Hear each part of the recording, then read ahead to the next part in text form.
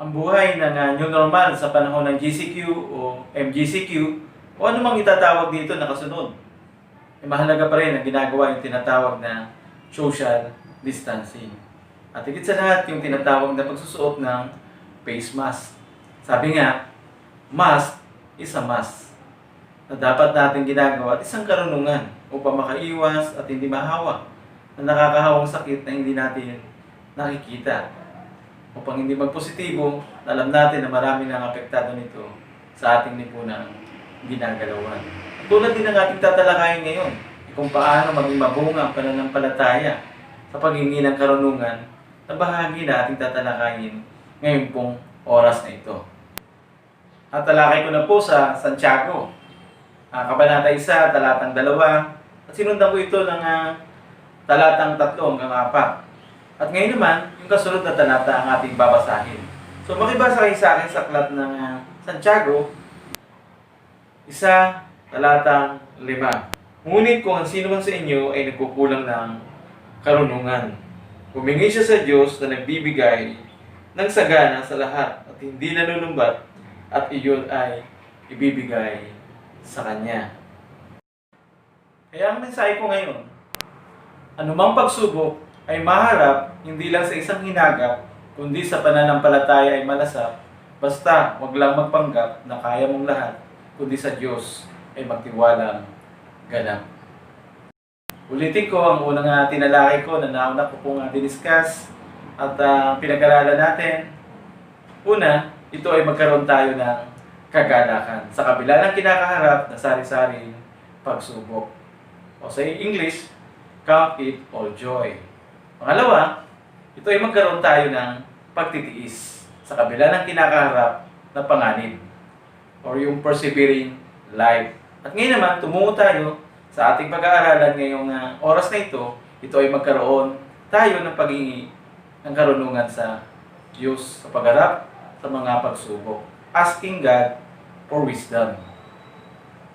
Sa panahon noon ng mga Hudyo, ng mga mananampalataya ay tinukoy ni Santiago sa kanyang sulat na kinikilala nila at naunawaan nila. At sila'y nagnanais na makapamuhay sa kabila ng panganib na pagsubok na kanilang dinaanan. Sila pa rin ay mabuhay na makapagbigay ng luwalhati sa Diyos. At ito ay para maging mabunga ang kanilang pananampalataya kay Jesucristo na sila ay lumakad ng mayroong kagalakan o manatili. Yung aking unang tinalakay. Pangalawa kong tinalakay ay sila ay makapagtiis hanggang wakas. At kasunod nito, bilang mananampalataya, ay sila ay humingi ng karunungan sa pagharap ng pagsubok. Ngayon naman, simulan po natin doon sa pagtatalakay sa verse 5. Sabi dito, ngunit kung ang sino man sa inyo ay nagkukulang ng karunungan. Ibig sabihin, ang kakulangan ng karunungan na tinutukoy dito ni Santiago o kanyang sinasabi ay kung paano dapat mamuhay sa gitna man ng afliksyon na dinaraanan. O masasabing suliranin o pagsubok, panganib man dahil sa pagbabahagi ng Ebanghelyo ni Jesucristo na kinakaharap nila noon na nasa isipan na ni Santiago. Na isang mahirap sabihin para manatili ang kanilang espiritual na kalagayan, hindi lamang pasensya, hindi lamang ang kagalakan, kundi dahil sa kanilang kalagayan na maraming laban sa kanila noon. Kaya kung paano sila susunod. At ito yung sinasabi niya. Kung kulang kayo ng karunungan, humingi kayo sa Panginoon. Na magagawa ba nila na ito ay magawa na may kaamuan kung sila ay kulang sa karunungan? Sapagkat makakagaang kung sila ay hihingi ng karunungan sa kabila ng kabigatan na hindi maitatago sa kanilang mga sarili na noon ay sila ay naghihirap, nakakaranas ng pagdurusa ng dahil sa kanilang pananampalataya kay Kristo. Alam ni Santiago bilang apostol na sinasabi niya ng mananampalataya ay dapat humingi sa Diyos sa kabila ng matinding pagsubok na kanyang dinadaanan. Sabi nga ng isang mga ngaral, it was not a wisdom of philosophical speculation, but the wisdom contained in the pure and peaceable absolutes of God's will revealed in His Word and live out mula sa makapangyarihang Diyos upang ang mananampalataya, hindi lamang yung kagalakan, hindi lamang yung pagpapasakop na maharap ang pagsubok sa buhay, kundi nahayag sa kanila sa paglapit sa Diyos. Alam ni Santiago na mahirap ang pagharap nila doon sa pagsubok. At nangangailangan sila ng karunungan upang maharap ito. Anumang espiritual na kakayanan nila o kalagayan nila, mainam na mayroong karunungan na mula sa Diyos. Kaya ang karugtong na salita na makikita natin doon, ang sabi doon, humingi siya sa Diyos na nagbibigay ng sagana sa lahat at hindi nanunumbat at iyon ay ibibigay sa Kanya. Let him ask God. So humingi sila sa Diyos. Ito'y pag-uutos na kinakailangan sa isang mananampalataya na bahagi ng buhay, yung tinatawag na prayer life. Ang isang mananampalataya ay dapat nakikipag-usap sa Diyos. Katulad ng tinukoy ni Pablo doon sa Thessalonica na manalangin sa tuwina o manalangin ng tuloy-tuloy. Hindi dahil sa hindi sila nananalangin. Kung hindi, tumatawag sila sa Diyos na marunong sa lahat. Na nagbibigay ng karunungan, ganyan isinulat ng may akda sa kabila ng pagsubok na kanilang dinadaanan. Kaya ang intensyon na masubok ang mananampalataya ay upang makatungo sa higit na pagdepende natin sa Diyos. Sabi nga ni Thomas Watson, that is by serious and earnest prayer.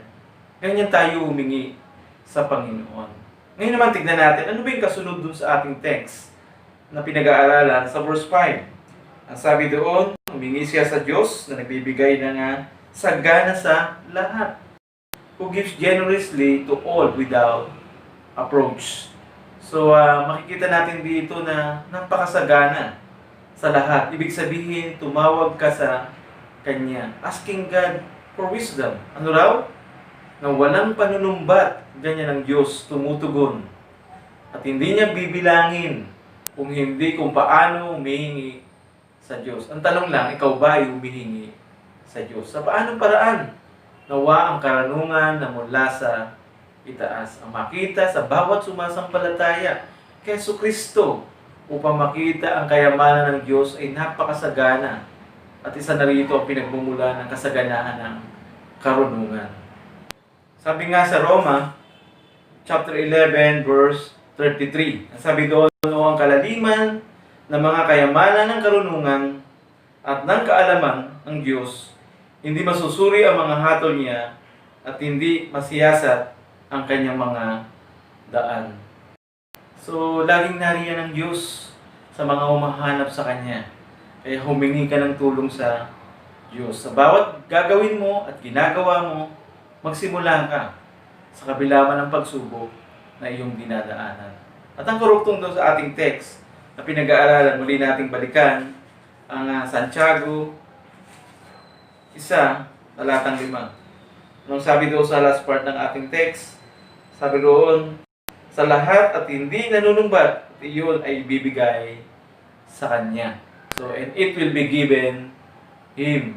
At yun ay ibibigay sa Kanya na tinutukoy ni Santiago dito na magagawang ipagkaloob ng Diyos at maibigay niya sa mananampalataya kung tayo'y lalapit at hihingi sa ating Panginoong Jesucristo. Ang karunungan, lalo na sa panahon na tayo'y sinusubok, at hindi lang usapin ng karunungan na kailangan ng estudyante o sa isang pagdedesisyon o sa isang bagay, kundi sa bawat pagharap natin, may pagsubok man, may pag-uusig man, o panganib man na tayo ay dinaraanan sa ating buhay Kristiyano. Kung humihingi tayo sa Diyos ng karunungan na mayroong kalakip na pangako sa mga nagtitiwala sa Kanya. Kaya nga sabi po doon sa verse 12 ng Santiago 1, sabi po doon, mapalat ang taong nagtitiis ng pagsubok sapagkat kapag siya ay subok na, siya ay tatanggap ng putong ng buhay na ipinangako ng Panginoon sa mga nagmamahal sa Kanya. Yan ay pangako ng Diyos. Kaya ask God for wisdom. Kaya ang punto ko lang dito, ang ating Ama sa Langit, ay hingian natin ang karunungan sa pamamagitan ni Jesucristo. Kailangan natin upang magkaroon tayo ng tamang pag-iisip, tama yung ating mga gagawin upang anumang kakulangan, may tulong ng Espiritu Santo na siyang gagabay upang tumungo tayo sa ating inaasahan. Kaya anumang pagsubok o kabigatan o nahihirapan ka ngayon sa iyong dinadaanan, alalahanin mo anumang kakulangan, ang sabi doon, ask or wisdom. Humingi ka ng karunungan. Kailangan natin bilang isang mananampalataya na ilapit natin bawat dinadaanan natin. Especially, hindi lamang sa buhay Kristiyano, maging sa ating hinaharap ngayon. Kailangan natin ng karunungan. Alam natin yung sitwasyon natin ngayon na hindi naman lingid sa marami. Na tayo ay nagdaranas ng tinatawag na home quarantine na maraming buwan na walang ginagawa. At makita natin, nangyayari ito, lumalaganap ito. Samantalang ang ibang mga bansa, wala na.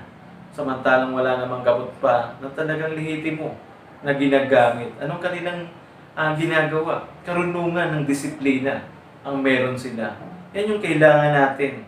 Huwag nating hayaan na mawalan tayo ng disiplina ng karunungan para ito ay mawala na sa ating bansa. Kaya manatili sa bahay, hindi ang pagsuway, kundi ang pagsunod, at hindi kawalan ng karunungan, bunga ng katigasan ng ulo. Katulad ng pag-uutos atin na lalo sa panahong ito na humingi tayo ng karunungan sa Diyos na pwede nating sandalan sa halip na tayo ay magreklamo.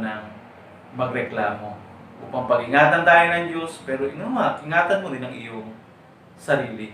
Yan ang tunay na karunungan. Hindi pagmalaki o magmagaling, Kristiyano naman ako, hindi ako tatabla ng COVID-19 na yan. Kasi may Diyos ako. Kaya hindi na ako magmamas. Para lang yan sa mga walang pananampalataya. Ito po'y kawalan ng karunungan.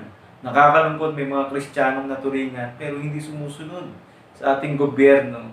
At isa pa, bilang isang Kristiyano, napakatamad humingi sa Panginoon, manalangin. Kaya gawin mong makabuluhan ang iyong panahon.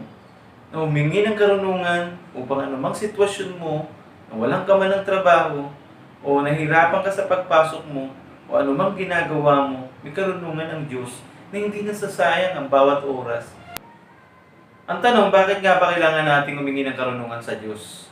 Ito ay sa pamamagitan ng panalangin sa gitna man ng epidemya na ito at sa lahat ng pagkakataon, lalo na kung nagkukulang tayo nito. Ang simpleng sagot, dahil ang Diyos ang pinagmumula ng karunungan. God is the source of all wisdom. Natutugunin niya ang seryosong, totoong hinahanap ang Diyos sa kanyang buhay at iyan ay ang humingi ng karunungan sa Panginoon.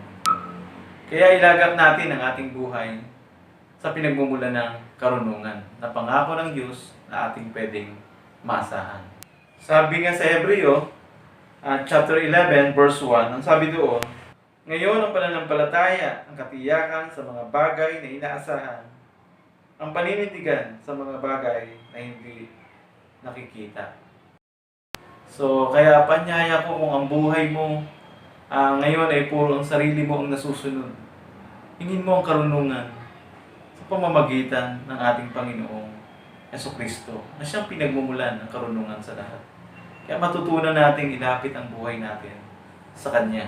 Sa gitna man ng kabigatan, sa gitna man ng pagsubok, upang maging mabunga ang iyong pananampalataya at tutungo sa buhay na walang hanggan. At kung hindi ka patiyak sa iyong kaligtasan, lumapit ka sa Panginoong Jesucristo, tumingi ka ng tawad. Manampalataya na siya'y tunay na nagkakaloob ng karunungan sa sino mang kumikilala sa Kanya.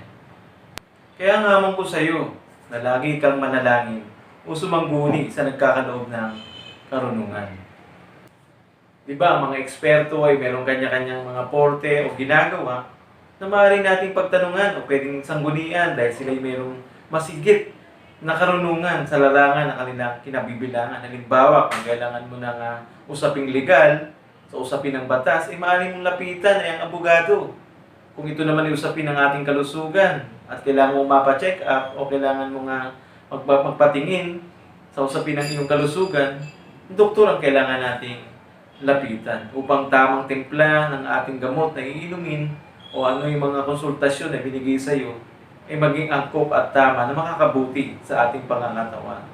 Kaya, ganyan na uukol yung karunungan sa iba't ibang larangan. Ngunit sa bagay ng espiritual, ang karunungan na maharap ang anumang pagsubok na ating dinadaanan ay sa pamamagitan ng ating paghingi ng karunungan sa Diyos. At ito'y nagmumula sa salita mismo ng Panginoon. Kaya sa aking pagwawakas ay nawa sa paanong paraan hinihingi ang karunungan sa Diyos sa pagharap sa iyong pagsubok. walang iba kundi sa pinagmumulan nito. At nawa, ay maging ganito rin yung buhay mo na magamit ka ng Panginoon sa pang-araw-araw ng buhay mo. At higit sa lahat, ay maging itong ating pinag-aralan, ay magamit mo din na mapapakinabangan bilang praktikal na aplikasyon sa pagharap man ng iyong mga pagsubok sa buhay. Tayo po'y manalangin sa Panginoon. Dakilang Diyos, salamat sa gabing ito. Salamat Lord sa pagpapaalala sa amin na kami o Diyos ay humingi sa iyo kung kulang kami ng karunungan. Humingi kami sa iyo ng karunungan sapagkat ikaw ang pinagmumulan ng karunungan. Salamat po Diyos at turuan mo kami ng salita mo Panginoon. Ang tingnan namin palagi sa buhay namin na karunungang nagbibigay sa amin ng kaunawaan upang mahigit namin maunawaan ang iyong mga gawa sa aming mga buhay. Salamat po Diyos. Pagpalain mo agad ang iyong mga salita naming natutunan. Pagpalain mo din ang mga nakinig ngayon. And even Lord, kung siya ay merong problemang kinakaharap, tulungan mo po siya sa kanyang kalagayan. At alam po ikaw ang Diyos, natutugon at kikilos kung siya patuloy na lalapit at hihingi sa iyo ng karunungan. We thank you Lord for everything. We thank you Lord for this word. In Jesus' name we pray. Amen and amen. So sa magiliw kong taga-subaybay, nagpapasalamat po ako sa inyo at sa inyong pagnanais na maging mabunga ang inyong spiritual na buhay. Naway natutunan natin ngayon na magamit natin yung ating buhay na laging humingi ng karunungan mula sa Panginoon. Ito po si Ariel Nicolas na nagsasabi sa lahat ng ito, purihin ng Panginoon.